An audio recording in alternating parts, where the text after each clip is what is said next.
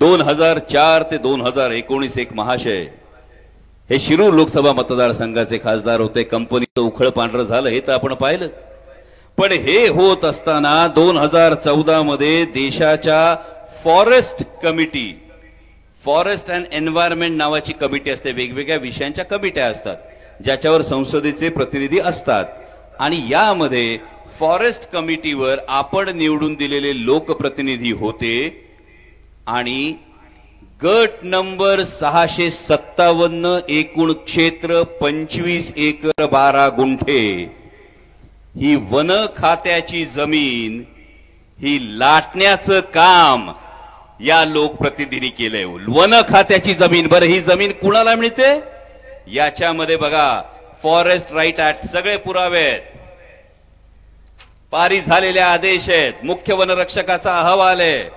ही जमीन कुणाला मिळते माझ्या आदिवासी बांधवांनी लक्षात ठेवलं पाहिजे। ही वन खात्याची जमीन लाटण्याचं काम केलेलं आहे। आपण भूमिहीन शेतमजूर असल्याचं दाखवून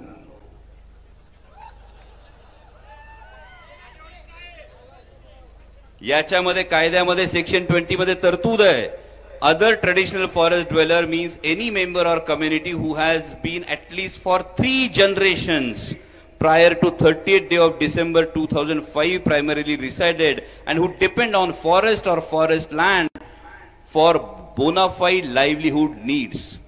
म्हणजे 3 पिढ्यांपासून जो या जमिनीवर राहतो किंवा त्याचा उदरनिर्वाह या वनजमिनीतल्या उत्पादनांवर असतो, अशांना ही गोष्ट दिली जाऊ शकते। या संदर्भातली तब्बल 657 गट नंबर 25 एकरची ही जमीन लाटली आणि तेव्हा हे महाशय केंद्रीय वन आणि पर्यावरण समितीचे सदस्य होते। हे याचे पुरावे। मौजे लांडेवाडी मधलं हे मौजे लांडेवाडी स्वतःच्या गावातली, बरोबर आहे का नाही? आंबेगावचे आलेत का इकडं? बरोबर आहे का? खरं आहे का खोटं आहे? पण त्याच्यापेक्षा महत्वाची गोष्ट आहे, त्यांच्या प्रचारासाठी आज जे 12 सभा घेत आहेत, गणेश राव आहेत का तिकडं?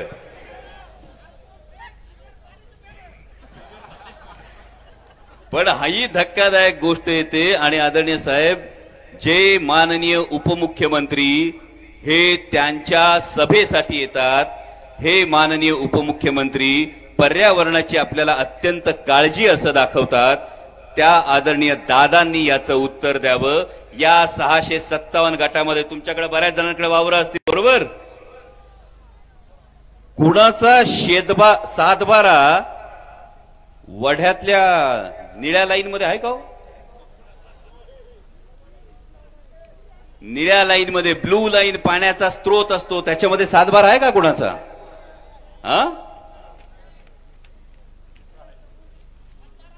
हा बघा सातबारा 657चा 4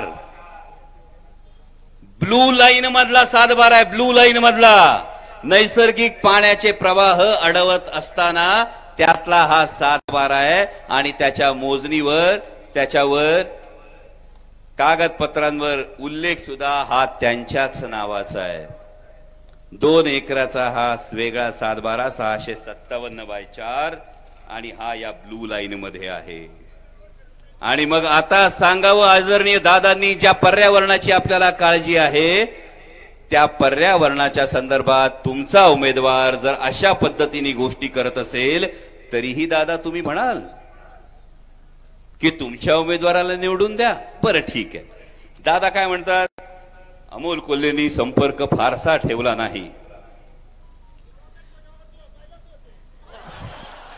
आणि त्यानंतर समोरून काय प्रचार दिला, कोविडच्या काळामध्ये प्रचंड मोठं काम समोरच्या उमेदवारांनी केलं। म्हणजे कोविडच्या काळामध्ये आपल्या माध्यमातून 5 लाख नागरिकांचं लसीकरण करणारा शिरूर लोकसभा मतदारसंघ हा देशातला पहिला मतदारसंघ होता। फॅबिफ्लू नावाची गोळी 105 रुपयाला आली होती, या गोळीची 40 रुपयांनी देश पातळीवर किंमत कमी करणारा हा तुमचा लोकप्रतिनिधी होता। पण असं असताना खोटं बोल, रेटून बोल, पण अंगाशी येतं खोटं बोललं की. त्यांनी सांगितलं लॉकडाऊन मध्ये लय काम केलं. लॉकडाऊन मध्ये नेमकं काम काय केलं? लॉकडाऊन मध्ये वनजमिनी, देवस्थान जमिनी, गायरान जमिनी यांचं डिमार्केशन आणि मोजणी करून कुंपण घालण्याचं काम सुरू होतं. याच्यामध्ये शाळकरी मुलांचे जाण्या येण्याचे रस्ते बंद होत होते. आणि लांडेवाडीतल्याच एका माजी लोकप्रतिनिधीला सोशल मीडियावर लुटलं रे लुटलं, आम्हाला आणि गावाला लुटलं अशी पोस्ट टाकायला लागली होती. आता नाव बी माहितीये तुम्हाला.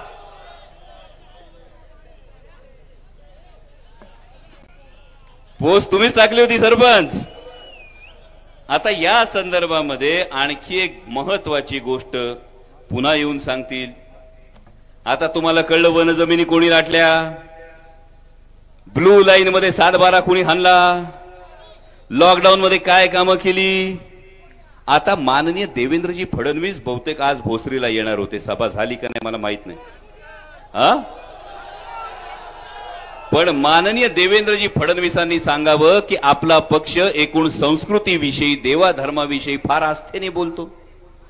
आणि मग हा एक 13 एकरची देवस्थानची जमीन लाटल्याचा जो पुरावा आहे त्याच्याविषयी आपण काय बोलणार? लांडेवाडीमध्ये भैरवनाथ देवस्थान आहे, बरोबर. आता मला सांगा, हे नवीन बहिरोबा देव देवस्थान कोणी निर्माण केलं? आणि या बहिरोबा देव देवस्थान मध्ये